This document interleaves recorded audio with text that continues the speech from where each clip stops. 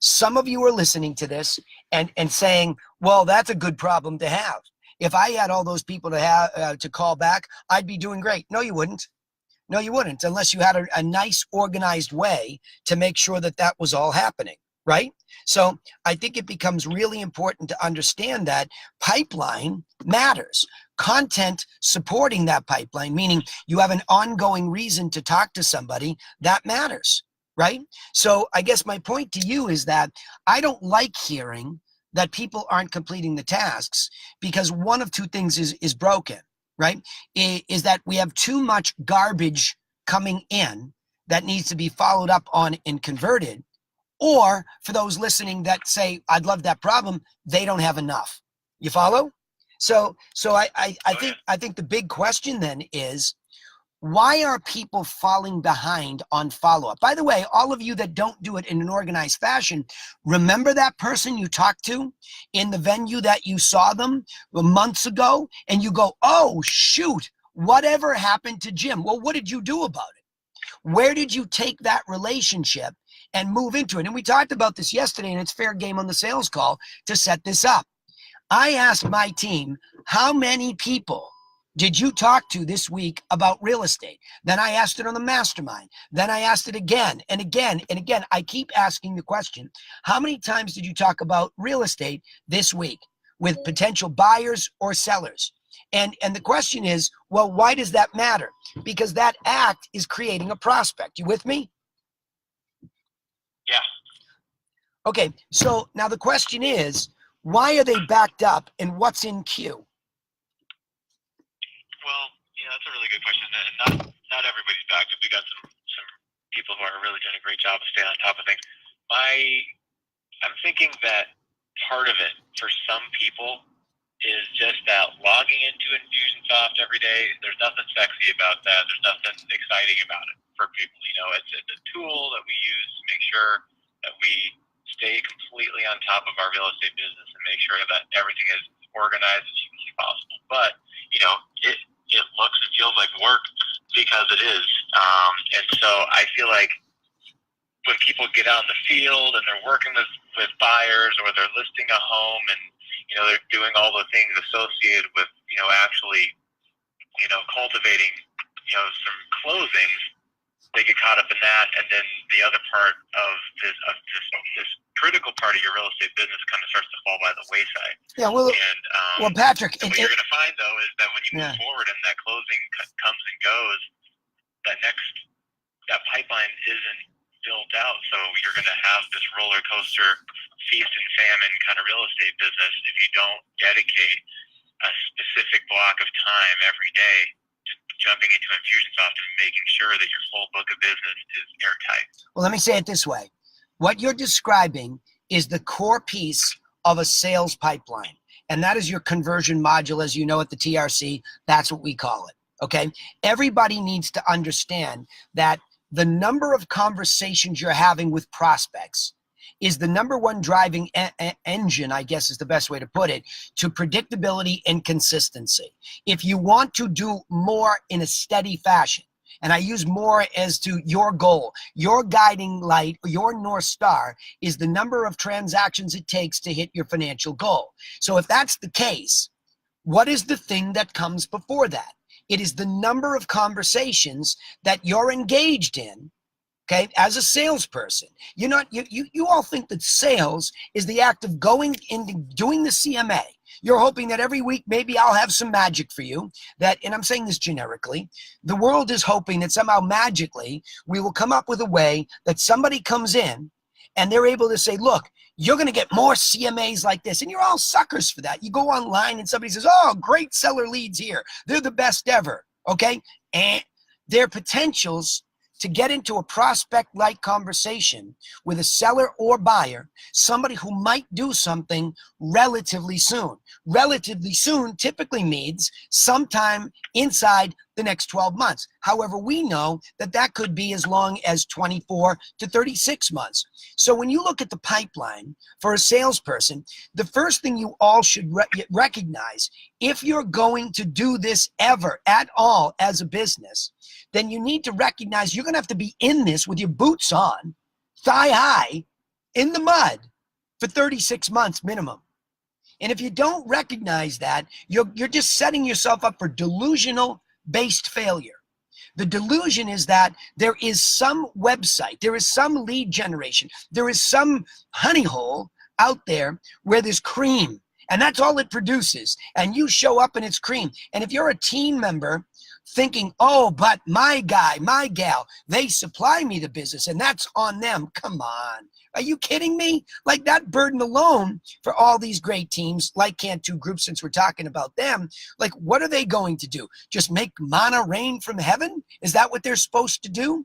We're all supposed to be in this together to say, how many conversations can the team leader and that core group manufacture? But if they give you a conversation and the first thing you say is, oh, the lead sucks. No, you suck. You suck. And I'm here to help you not suck. That's my job. My job is to say, look, we all suck until we will embrace the fact that we have to have people in a pipeline that we are willing to work with for free, giving them information that becomes more and more insightful, so that what you're doing is you're earning the easy moment. See, you all want the easy moment in your heart, the cream without the work. And it doesn't happen. The grunt work is that long-term follow-up that's building relationship because you continue, and it's not like it's difficult, right? Laura's going to be on the call with you for 3 group calls in another week, and she's going to tell you and show you and help you with exactly what that grind is like that she and I built and we live by every single day. We live by this. Most people, Laura, you can speak to this too. Most people just are not going to get by us because we're slowly but steadily selling our position as a professional by demonstrating it. We are selling our professional position, meaning we don't think you should go with anybody else because we are the strategic partner that you need. And we're going to prove that to you. We're not going to assume that you're just going to give us anything. We're going to prove it to you by sticking with you over at least 36 months. And I say 36 because I'm trying to give you some hope that you don't have to pursue somebody wildly longer than that. We do. We've done business with people that have been in our pipeline of insightful giveaway information for 6 years, 7 years. We've done it. Simply go ahead. I read a stat in this book I'm reading, The Social Agent, Tony Giordani. Yep. He's saying 90% of the agents are chasing 10% of the business that's happening now. And that kind of speaks to your point. Yep. If you flip that around, 90% of the business is happening outside of 30 days, 60 days, and there's only 10% chasing that. So we have to be consistent with what we're doing and follow up with people. Our average sell time is a year. Yeah. So if we know we're not dealing with it right away, build up the pipeline. You have to be methodical and consistent and get in there every day doing Infusionsoft. Well, Grant, Katie and I love it. Yeah, Grant, you can speak to this in your own evolution, so there's more evidence than just me. I want you to go back in time 5.5 years ago when the TRC was created. At that point in time, just speak to your sales pipeline and how often it was being, being successful on a monthly basis. I mean, I'd been with you for quite some time before then. We'd had some success, but at what point were you for monthly deals at that moment in time? Where were you? Oh, I would have to guess maybe a deal every 6 weeks. Okay. So no, because we were doing at least 10. Yeah, we were 10 to 1 a month. Let's say 1 a month. Okay. 5 years ago. Okay, so 5 years ago, 1 to 1.5 a month is about where you were at. And now you're telling me there's multiple months 5 years later where there's a couple that are 4x, right? 4 times a month or so? Yeah, I mean, I'm looking at the board right now. June was 3, July's 4, August is 4. Okay. We're writing maybe today for September starting. So we're on a run rate to do four months. Okay, so not really breaking a sweat necessarily. It's just people we're following up with. Well, that's important too. I think a lot of you have also the belief system that if you just work harder at what you're doing, or you get more leads from the same company, that somehow, and they're desperate too, because they don't know the solution. We do. We're telling you this and we're demonstrating it. And Patrick, I'm glad you bring it up. And I don't mean to be harassing your agents in particular, Patrick, but come on, man. Like, Where are the people on the campfire calls twice a month? Free training that comes to all of you agents through these unbelievably diligent mastermind members to do what? One, get the strategy down that I'm talking about with Grant and Patrick. And two, get the sales techniques so that you know how to use content in a conversation to move the consumer along. Don't let the tail wag the dog. Those are the 2 points here today. So I have yet again a mastermind member who 5 years into the business of building a better pipeline is 3 to 4x. And you didn't hear him say he was working harder. He was just now understanding fully what it takes to follow up. Now, the sourcing should be a little bit of everything. If you have lead gen online, if you have friends and family that are referred, if you have open house prospecting, cold calling, whatever it is, it doesn't matter where they start. Of course, we all want the cream. I want to run this open house tomorrow, 10:30 to 12, and I want somebody to walk through the door and buy that house. It might happen. But what's more likely to happen is I will have a fistful of discussions, I will prospect, and I will find out who can go into the follow-up system where we can make their life better by adding value through properties that sold so they know what the money buys, and through our educational system on how to buy a property or sell if they need to do so. Okay, Patrick, I'm going to come back to you, and I'm going to say, again, it's the discipline, as you well know, that it takes to do these follow-up calls and to determine aggressively, and I've said this to you before, why are we accumulating all these names of people that we're chasing ghosts? Grant's giving you more evidence. Why are we chasing ghosts? If somebody hasn't responded to you in a reasonable amount of time, dump them. Stop trying to raise Lazarus from the dead. Grant, what was the statistic you just shared? What percentage are we chasing, plus or minus? 10%. 10% of what? What yeah, do we? So there's 90% of real estate agents are fighting for the 10% of buyers buying in the next 30 days. If that, I think that's even aggressive, right? If 10% are buying in the next 30 days and we're fighting, and we have a lot of competition there. I am promising you, if you will get people in a pipeline and you will sell them on your professionalism over a longer period of time, I'm going to tell you there is no cattle call where you're in against 5 other agents for the listing. There's not. There's not. You don't have to be that extraordinary in one moment against 4 or 5 other people if you do this work. All right, let's get into some Q&A here. I don't know if we have any recorded calls anybody wanted to send me. I don't know where we're at with that. I'm happy to do that, or I will stay on this and I will help people with their anecdotes today. So mics are open. Let's hear from some people here. Hi, Danny. Hi, Gail. I'm in the car too, so we're twinsies. Right, we're mobile entrepreneurs who will not be stopped. Oh my God, yeah. There's nothing going to stop us mobile entrepreneurs. Well, I just want to say, yesterday's call on the campfire was so awesome, especially talking about how to set up your day and using the mind map to set up how you're going to contact clients or prospects or leads. And whoever missed that really needs to go back and listen to that video that Danny did. It was extraordinary. As well as today, I have a lot of my agents on today, some of them brand new, and they probably want to talk. And I really need them to do that because I told them that's the way that they're going to learn. If they learn and take action, they have to take action, then they're going to be extraordinary as well. Awesome. Hey, Paul Cantu, by the way, I did just get your text too. Well, I'm waiting for Gail's people to set up. You did have a noisy mic, so just double check. Is that you right there? I just unmuted one. Is that you? Yeah, can you hear me now? Yeah, it's just super loud. Can you hear me now? Yeah, it's super loud, but I can hear you. I'm sorry. I'm in a cafe. I just wanted to give you an update from yesterday's campfire call about the guy that kind of went ghosted on me. Yes. He actually responded in an email, and I forwarded that to you. So no need for me to stop by.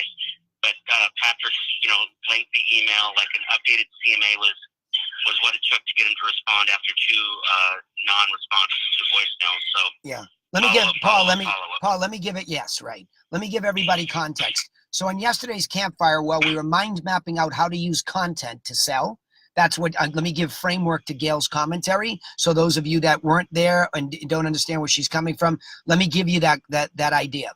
What Gail was talking about, and Paul was on that call. By the way, Gail, Paul, Lee, Tonyel, Tiffany, all mastermind members, right after a mastermind call, right back on the campfire to work on the basics, right? That's why people are successful. They just are relentless in their pursuit of these subtleties. So in that context, Paul had somebody where he asked a question of the campfire group. What do you think? Would you show up with a gift in the form of a bottle of scotch or something like that when he was trying to get somebody? When the response came back, it was more so, okay, let's just make sure we get a good market update in his hands, because that's what's more relevant to him, because Paul's already been giving Starbucks cards to build a relationship, and the response came back, hey, thanks for this updated market update. It's good. By the way, I am just insanely busy, and I didn't mean to ignore you. So again, it was the follow-up of pertinent content in a sales funnel that made the difference. Meaning, hey, I know we're getting closer to listing. Here's a hyper-local market update of what's going on around you. I want you to have that so that you know where we stand. And that's exactly what happened. And it went off really well, to the point the guy said, look, sorry, you're the guy, right? But let's try to connect on August X. And like I said, I'll try. So he's already apologizing to Paul. So you see what I mean by competitionless? Sometimes we get scared when somebody's close that ghosts us. I had recommended going right up to the guy's front door and saying, geez, I didn't hear from you. I thought I'd drop this market report off and just say hello while I was in the neighborhood, right? But the good news is that content reached him via email and the subsequent phone messages. And that's what follow-up in a funnel sounds like. So now they've reestablished that. They've reestablished the next sales follow-up phone call. And now that phone call has to be made. But if you understand what we're doing in a pipeline, we're rising our own cream to the top in the form of a prospect. This isn't like Grant's point. This isn't some lead gen company that you're blindly relying on that's supposedly doing what? Converting for you? I don't think so. They're making some general offer to capture and maybe some light conversion, but the conversion hasn't even started. And conversion is what you're seeing live here with Paul's person. Now, Gail, I want you to come back to why were you moved for your team? And I want to hear from Gail's team here. And if I muted you, let Gail know or somebody know, and I'll unmute you. Somebody came in early. I think that was very early from Napa. I got a Napa, California phone line. I unmuted you now. If you are on Gail's team, first, Gail, tell me why you liked the content mind map. Why did you like that conversation, talking about it? What moved you that you think your agents should be asking me questions about?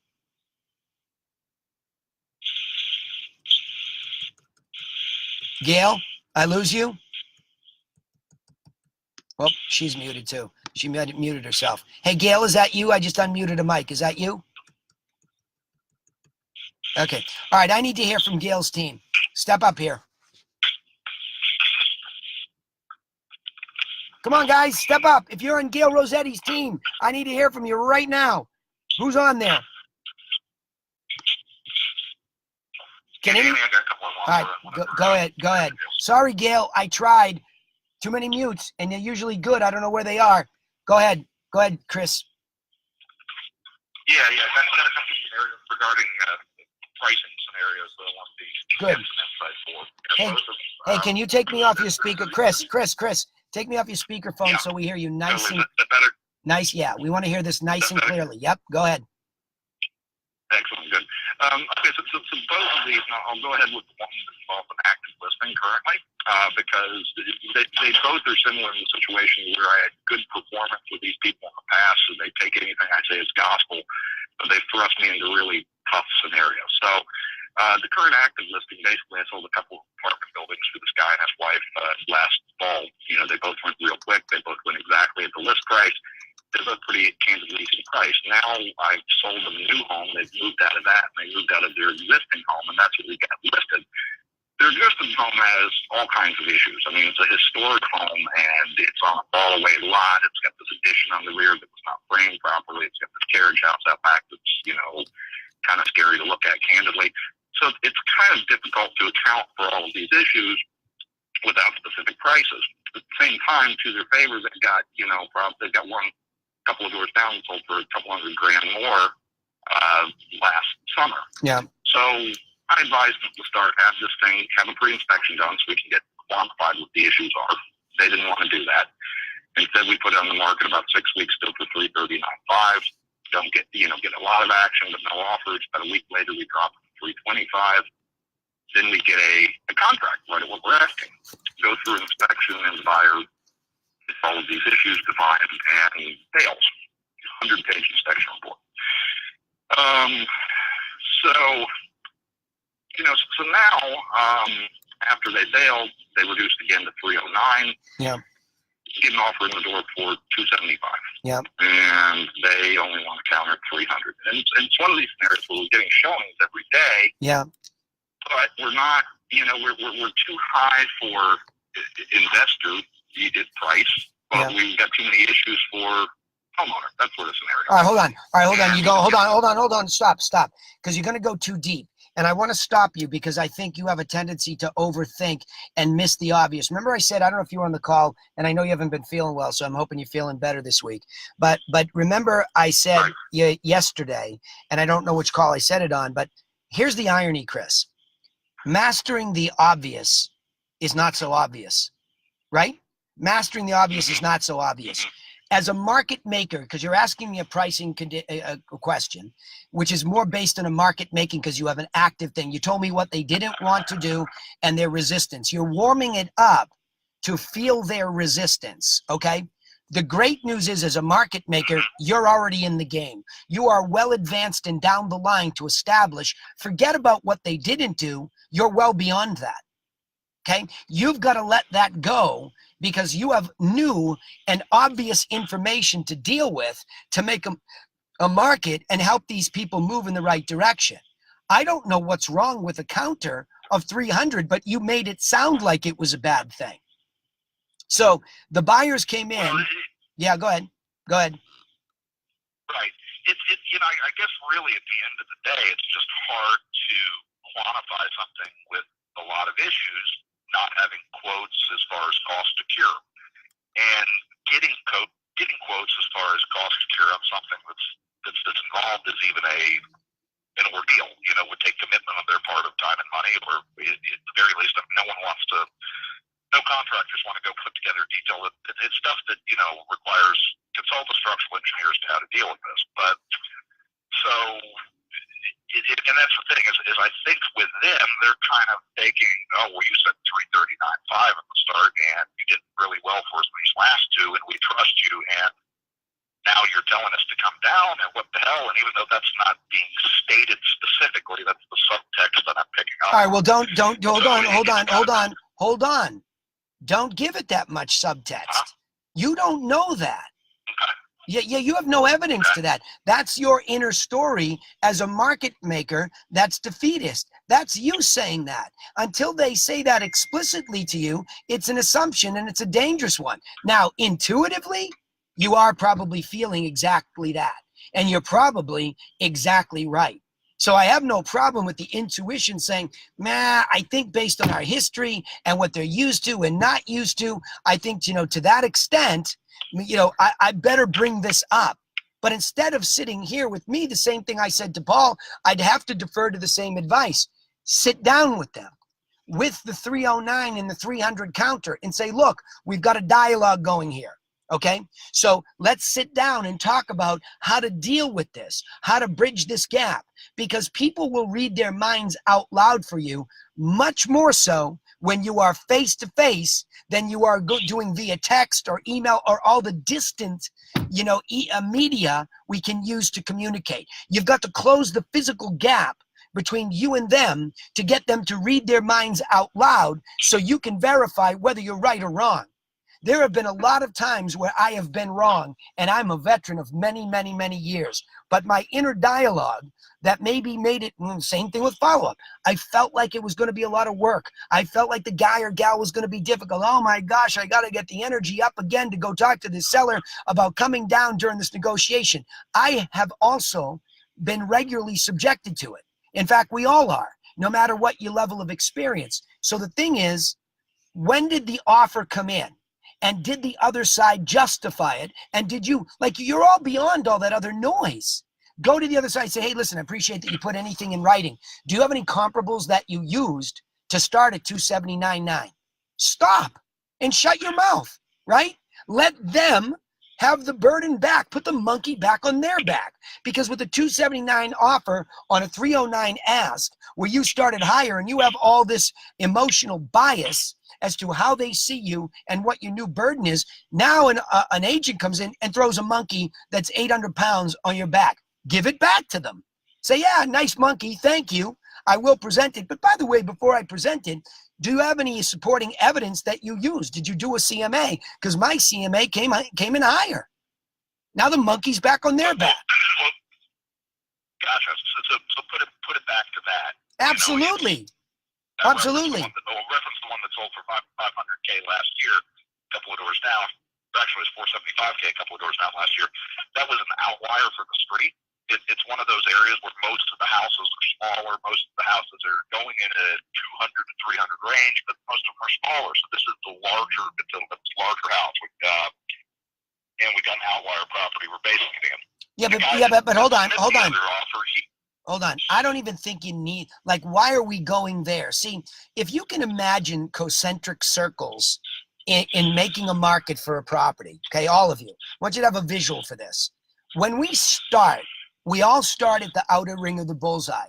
Now, maybe I have a little bit more experience in pricing it right. Maybe I have a little bit more experience in convincing my sellers to start at a better place. But even as an expert, I'm still at an outer ring of the bullseye. Okay, so that's the evidence based on where we all think it's reasonable, based on evidence and strategic approach to begin the process. Okay, I start there. Well, Danny, if I could speak on that. Hold on, dude, hang on. I love the enthusiasm, but hang on. As you move in one level, Chris, okay, when you move in one level, why are you going back outwards to the outlier? Why are you going back outwards to the CMA-like information in a very dramatic way versus maybe a slight reference? Hey, you know what? Thanks for the offer. I appreciate it. When I did my CMA, I considered this outlier here by the pound, and I considered a couple other things. Did you happen to do a CMA for your buyers that you can use to support this? Because I'd be happy to present it to my seller. So you're going too far backwards, Chris. Keep moving towards the bullseye. He's already presenting that stuff. He's already presenting the buyer's agent already presented that stuff to his discussion. Buyer's agent in question sold one next door for $365, or referenced that one. He's referencing one that went for $365. I'm referencing one that went for $475. Simultaneously, he's coming back and saying, "Oh, the kitchen and this thing's going to take $50 grand to update, and you're going to have $50 grand worth of structural work." And this guy is done a bunch of flips himself, so that's where he's tossing these numbers out from. All right. So stop. Good. See, the reason I keep cutting you off, and I know you well for over 10 years, so don't anybody else think I'm being rude to Chris. I know how to coach Chris. You have to stop the noise and cut to the meat, okay? I want the filet mignon here, okay? In the filet here, Chris, the guy gave you a 365 number, okay? He gave you a 365 number and say, hey, you sold the one for 365. Now don't start explaining away all this stuff. That's not my guy's problem. You've got an outlier in the street that went for 500. So you could easily spend the money and not get hurt. So it's not our problem that you want to go spend all this money. Somebody could walk into our house tomorrow morning, turn the key, and do nothing but paint and carpet. They don't have to do all this stuff. But you happen to be a flipper, and it sounds like maybe you're dealing with an investor, but by your math, if it's 50 grand to put the kitchen in and all this stuff that you say you're going to do, well, then you should be accepting our 300,000, because I just gave you 65 grand worth of spread between the one you sold and this one. You follow me? So like, you got to keep going back to the evidence that they're doing. Be a better listener as to what he's doing in that negotiation. Grab that tidbit of information. I'm not saying use it against him, but use it to bring everybody closer to the bullseye. He's on one side of the concentric circles. You're on the other. Okay? Hey, you've got upside. You know that because there's one for 4 and change, 5 and change. There's upside in the neighborhood. So if you're going to spend 100 on this, let's say you're at 400, you could make 100 based on what's happening here. That's up to you, though. It's not my guy's problem that you're going to go in there and spend 100 because you don't have to. Now, Chris, is there anything that your guy has to spend money on immediately? And I mean have to. The roof is leaking. The HVAC is toast. Anything?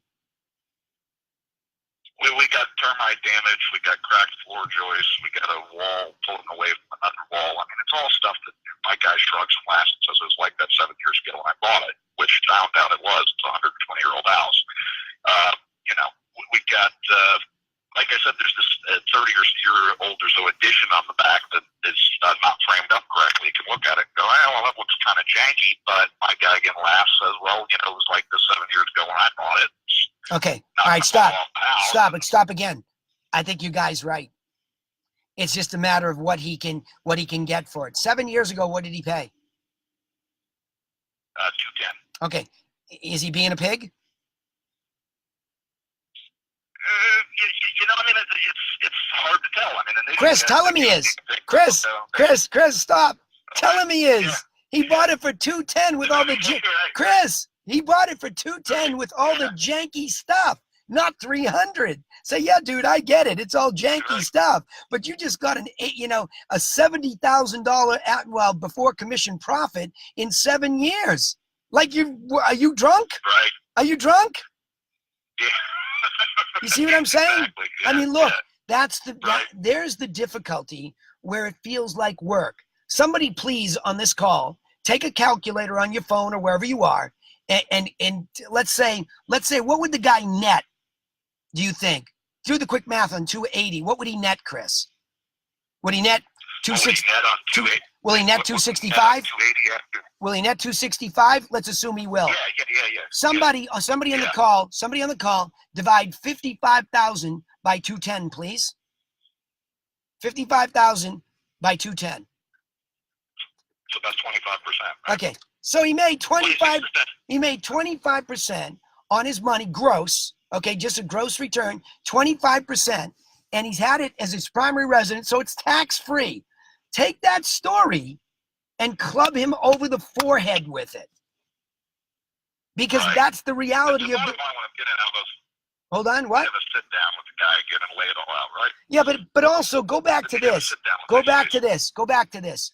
Why did you tell this cat that this was worth $339 once upon a time? I'm going to catch you causing your own problem. Why did you tell him that? Because all of the defects weren't black and white, small and spectrum. Yeah, but you knew at that time what he paid. You knew whether he added value to it since 7 years ago or not. You could have added those absolute changes, and then you could have worked from the bottom up. Why did you allow the tail to wag the dog? You yesed him like a rookie, and you're not a rookie. Why? And it's a rhetorical question, but don't forget, we are the problem a lot of the time.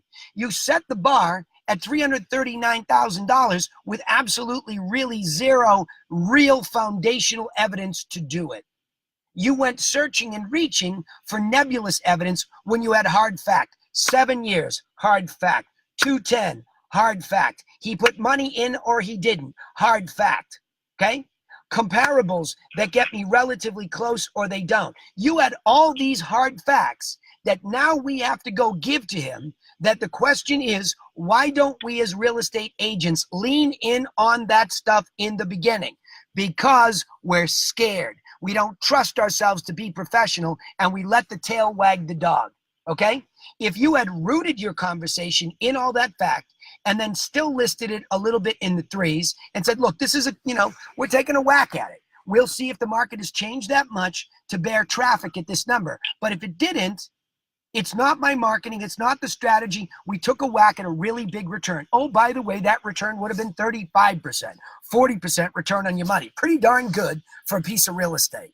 So get them back to reality, because in the concentric circle imagination, where the broker on one side, you on the other, seller, buyer, everybody's moving towards a logical conclusion that is always a little bit of a moving target. It's not clear. We need evidence. And you're ignoring your own evidence. You got it? Right. Got it. You got it. I mean, it's right there. Meaning I should have leaned in heavily on the defects that were visually apparent. No, Chris, no. You keep making that an issue, and you're pissing your guy off. Stop making it an issue. You're pissing him off. You're ignoring it. No.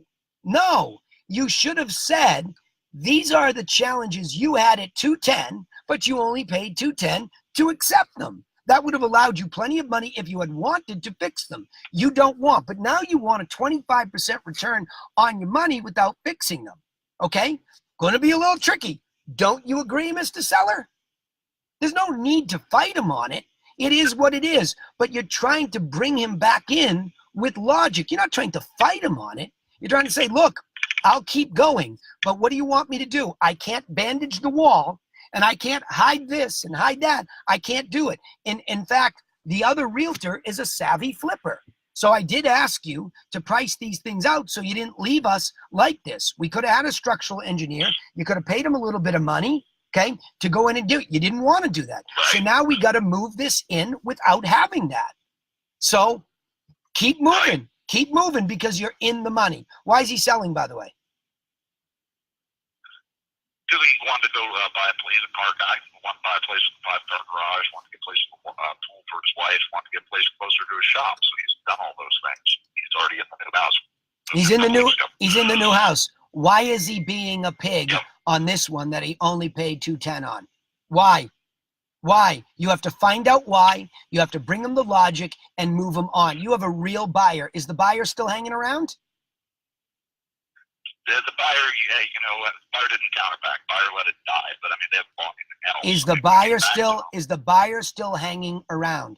It's a fact that you can find out quickly. Say, hey, listen, I'm still working my guy here. Just want to see your buyer still around. You can get the fact, yes or no, can't you?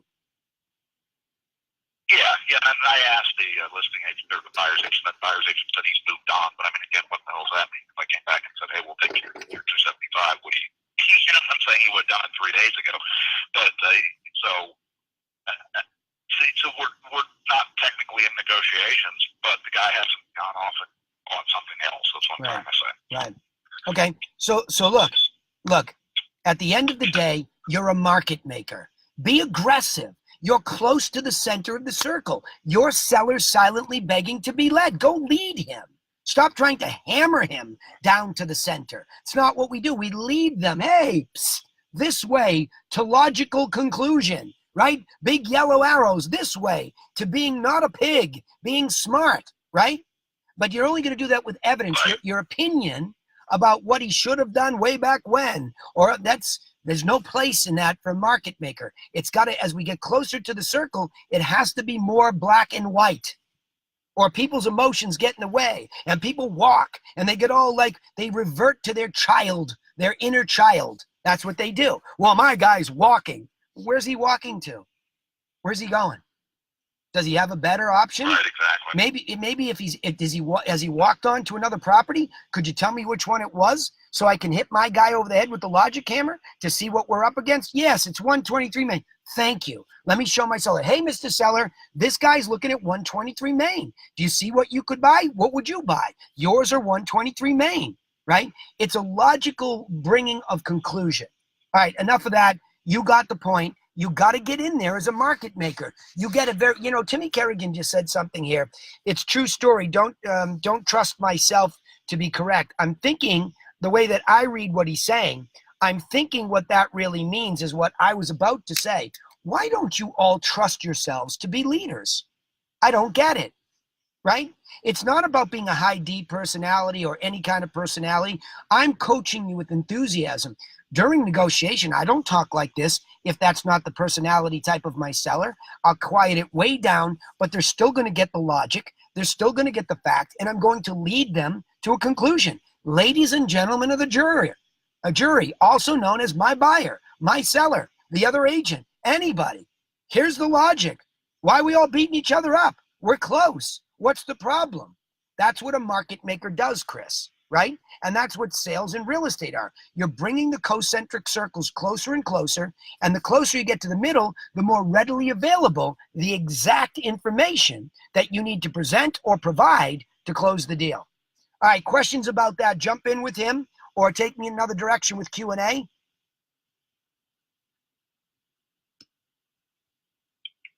on. Hey, Danny, it's Leslie. Hi, Leslie, go ahead. Leslie, go ahead. I have a listing in Birmingham that I'm having a hard time getting offers on. It started at 585 in February. It's down to 459, and we're still not getting offers. Has anybody been to the property? Has anybody been to the property 2 or 3 times? Have there been any second or third showings? There were maybe 2 or 3 second showings. Okay, I've had where did those people go? Did they buy something, yes or no? they bought something else. Okay, do you know what they bought? No. See if you can find out so that you then have information to show your seller specifically what he lost out to in those several situations. Did they all buy something else? Now, you said that quickly. Are you certain? How do you know that? I will follow up. Yeah, there you go. There's your right answer. You don't have to say something quick to me. I'm trying to guide you to the next step, which is to go pick up the phone with all those agents and the same advice to Chris, because it's universally appealing in a negotiation. Hey, did your buyer ever end up buying anything? Do you mind telling me what it was so I can really compare it to mine, so I get a little bit more of a hyper-local look at what's going on and why I can't get this one done? That's step number 1 with all 3 of them, okay? If somebody hasn't purchased, say, hey, they came to mine twice. Are they still interested? Then the next technique that I probably don't talk about enough, because I haven't had to use it in a long time, is what's called a reverse offer. If you are at 459 and somebody's been there twice, you should have an offer written up by your seller at something less than 459 with general terms and conditions that are acceptable to the seller and presented to the buyer during the second or third showing. Can you say that one more time, a little slower, please? Yes. If somebody has been there, Thank you. yep. It's called a reverse offer in my world, meaning who says we all have to sit around waiting for the buyer to make the first move? Who says that? Is it a rule? Is it a law? No, and no is the answer. So as market makers, we can easily turn to our seller and say, you know what, this cat's been here a couple of times before, and they really seem to like it. Agent might not be aggressive. They might be a little bit afraid to make the first move. Why don't we make the first move? Instead of the asking price of $459, let's write up an offer at $450 with the terms and conditions that are acceptable to you, and let's present it to them during the next showing. Or let's send it over to them because they didn't write an offer. So you send the buyer's side an offer on your listing. Wow. Right. I love that. I've never heard of that. Yeah, because this So, I have this one other industry is question. devoid of logic. I don't know why. Go ahead, fire. I mean, I didn't know that just for lack of experience, but Yep. now that you say that, that's just really creative. Yep. So one of the things the seller had not been willing to do to date was to change anything in the interior of the house. And it's distressed. All their furniture is distressed. This is the same one. The gal has advanced Yep. multiple sclerosis and is in a hospital bed in the bedroom. Yep.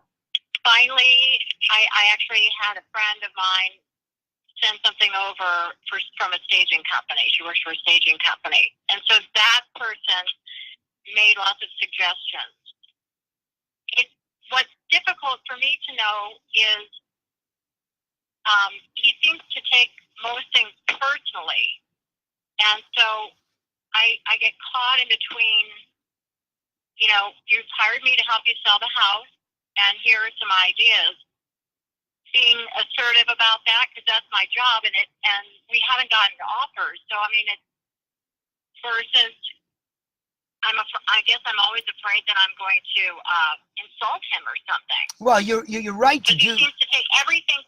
Yeah, well, personally, like, why doesn't anybody like my house? Yeah, Leslie, he does take it personally, like most people do, and so there is an art to this. There is a fine balance between being aggressive and leading and blowing up the relationship. There's a very fine line. And that's a skill set. It's always best handled, in my experience, when I go face to face with somebody. And my main objective first is to reconnect them to why they're moving and reconnect them to the money that they would be walking away with and how their life would be better on the other side, because that's why they decided to sell in the beginning, or else we wouldn't be there. So, and I know I gave you that same advice on this same house before, but if you're doing it via email, text, or even a phone call, it's nowhere near as effective at this point. You are so close to the center, okay, of the Tootsie Pop, right? You're there, right? Get in there face to face, reconnect, and be aggressive. But bring them information. Bring them a new market analysis, what he's losing out to. Find out from those 3 people where they stood. You have to bring evidence that you've been aggressively doing your job, because then it's not as easy to blame you. You're just the purveyor of information. You collected, you assimilated, you made it make sense to him, showed him the evidence that you're doing the job. See, people just want to make sure you're doing the job. So prove it to them. And then while you're in that house, keep reconnecting them to why is he doing this, and how much he's going to walk away with, and how much better he's going to feel when it's over. You got to reconnect him to that. So that way he'll do the right thing. And every time, and, you know, Leslie, every time somebody comes to show it, be aggressive. Say, look, if you like it even a little bit, make an offer. I can't have a conversation with my seller until you make an offer, right? I do. Good. Yeah. Okay, question. You had a question there? One other thing, well, no, you had told me to call his buyer agent for this other house that he has under contract. I did. He was blown away by that, so thank you for that. And, you know, I haven't called the listing agent for the property directly. Can I ask you, should I ask, they're in the same office, the listing agent for the property that he has a contingent offer on, and his buyer agent are in the same office. Is it, I know it sounds stupid, like etiquette question, is it okay I just call the listing agent? Of course. Of course it is. I don't know why that's not obvious. Because it's obvious once you say. Because what did I say yesterday? Mastering the obvious is not so obvious. So yes, if you need permission to be aggressive, you know what I see as a common theme with newer agents like you? There's some kind of I don't know whether this conditioning happens in pre-license course. Maybe they're just scaring the crap out of everybody too much. What is everybody so afraid of? I mean, is your intention to hold on? Is your intention to hurt somebody or screw somebody? If that's the case, get off my phone call today, right? Because I wouldn't even spend 2 minutes with a malevolent-hearted person.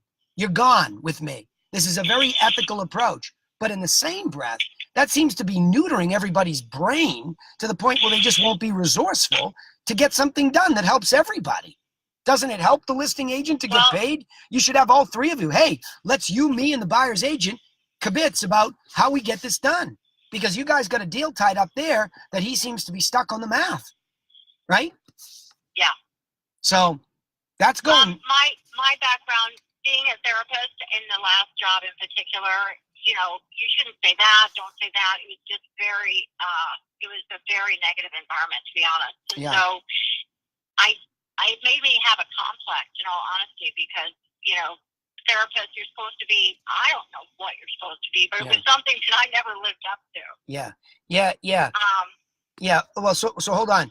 Here's what I would say. I think we all have that negative self-speak. By the way, I was, with my son today. That's why I'm in the car. We're in a tournament, and he's only 14 years old. And one of the things that I put on in the background so he could begin to be introduced to it is the work of Maxwell Maltz in self-image mastery and training. It's actually quite logical stuff and very simple. We have to speak in absolutes about being positive about something like this. I am a great negotiator. I am a great leader, all in the context of real estate. It's true for all of us, Leslie, veteran or not. We all need to reiterate that. Gail and I talk about the head stuff constantly, and we're 2 long-in-the-tooth veterans at this game. You have to act as if you are the leader, and you have to act as if you are resourceful. So if I set my North Star to closing more deals and being a better market maker, then I'm going to tap into the resourcefulness, and I'm not going to have that fear, right? It's really not that you have a bad... Hang on. It's not really that you have a background as a therapist. It's really that you're just allowing fear to stop you from trusting yourself. And I want to pick up on what Timmy Kerrigan's saying here online. He's saying, for me, the main reason of not trusting myself is I don't want to lose the listing and don't know good language and how to say everything. Everything sells if the price is right, and the market is always right no matter what we hope and pray. Well, that's because you're all not being patient. Tim, you're not being patient. You're not willing to go in, and it has nothing to do with being a therapist or anything like that. If I bring you the information on the market in the hyper-local way, hey, since we listed 2 weeks ago, here's what came on, here's what pended, here's what sold, here's what it means to you. Let's reconnect to why you're doing this and see if we have to make any adjustments. I'm not so sure it's not a little bit of laziness based in fear. See, fear can actually make you lazy. Fear can say, oh, well, they'll never listen to me, and blah, blah, blah, and the mind goes crazy. Why do you think I'm here every week, multiple times a week? It's to try to break through that nonsense of the inner voice. Bring the logic, show up, educate the person, and lead them to the right, discussion. This mentality of fear and scarcity, you're not doing the job. You're not doing the job. You're not going face to face with your own client, which is an absurdity. So that's what needs to happen. Don't overthink it. Don't even give the therapy thing more dialogue on this call, because it's a recurring theme that is tripping you up, and it has nothing to do with this. I mean, it really doesn't. It has everything to do with learning how to make a market for something, right? You got to make a market for something. So, so that's a very logical black and white process. Go ahead. Once you guys fill out the steps, see, this is the first time I have ever done this. So once you guys fill out the steps, it's like, oh, well, duh. It sounds so obvious, but right. And by the way, that book, I have it next to my bed, and I read that. I practically memorized that book, and it's great to reread over and over because it just helps reset my thinking. That's right. Really amazing. Well, Leslie, the reason I recommend Maxwell Maltz's work is because I am a massive fan of how to do something. Okay. I hope that every week people come to my coaching calls. I have, and that's the paid for inner circle group. I let people eavesdrop on this one, but this is a very how to do something. And so is Maltz. So every time that you have to pick up the phone and make an inside sales call, or every time you have to do something tougher, like go to nose with a seller and give information that they might not love, you have to just sit there and have that as if moment. Act as if the price reduction has already happened. Act as if the offer has already come in.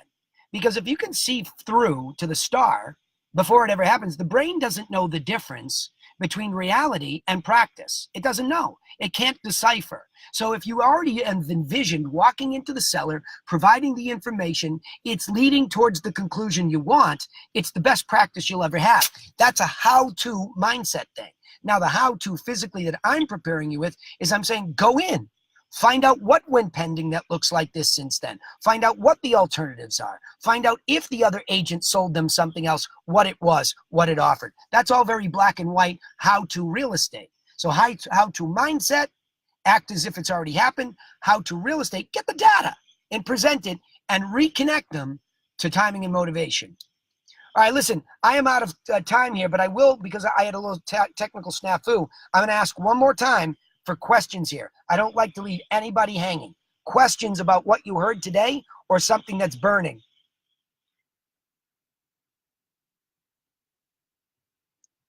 Three. By the way, Danny, I just want to say, this is Leslie one more time. Yep. In my 20s, I moved to the West Coast and studied meditation and had a guru because, I had to do that. And all the things that he talked about and you just talked about were the exact same things that I studied in meditation and Eastern philosophy. So there's and that was something I studied at length in my 20s. So it just brings it all back. Yeah. And there's the good news. The right and logical wisdom is always the simplest, and it's shared amongst many different disciplines. So the more that you can work on it and bubble it up to this top, you'll see that the how-to stuff is actually quite accessible for all of us, and you come to it through many different avenues, whether it's real estate, meditation, doesn't matter. We all come to that conclusion. So good for you. Having heard that nice commentary at the end, let's end it there. Go out and practice this how-to stuff, and I expect you come in a little bit more aggressively next time. I need to hear anecdotes, but this was good stuff. All right, have a good weekend. Go practice. Bye, everybody. Thanks, Danny. You're welcome.